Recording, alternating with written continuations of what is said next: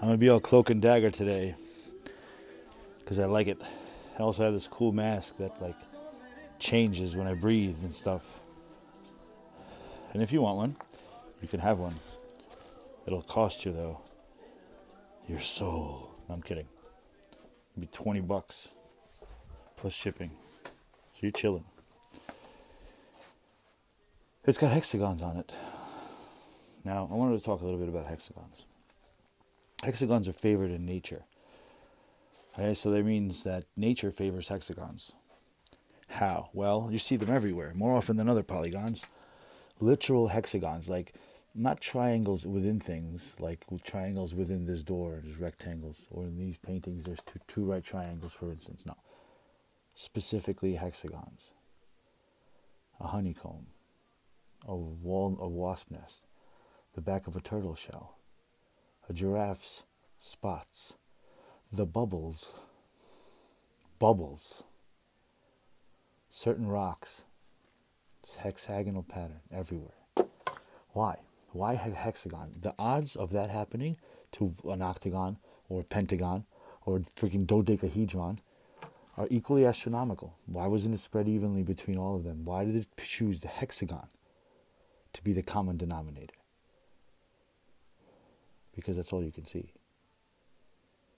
There's a bigger picture within this hexagon that all we see is the basic hexagon.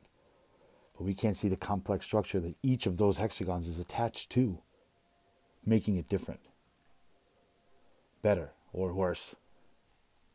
All we see is hexagons. So basically, the reason there's so many is because all we see is gray. Some of them are green, some of them are red. We're just colorblind to those. We just see hexagons. Think about it this way. If you could be a spirit or a ghost, floating around doing your spirit stuff, right? How do you know that's just not a computer program for a really, really high-tech camera? One that can operate on a spectrum of light that you cannot perceive. Meaning a human being can only perceive about 25, I think, or less percent of the spectrum of light. You give us infrared, now we can see a little more. Heat-seeking, that's a little bit more. But there's a lot more of that light that we don't see. And all one or something would have to do to be literally invisible is to go outside the spectrum of light. You can't see it. You just see a hexagon.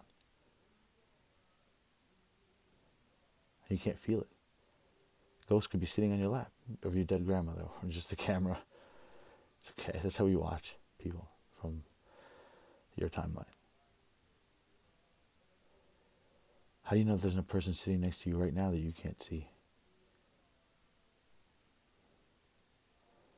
There is, isn't there? Yeah, I know. There's one by you too. My job is to help you see that person. And if you can't do that, enjoy this mask. Because every single breath you take is one closer to your last. And the mask is not going to count your breaths for you. Your actions will.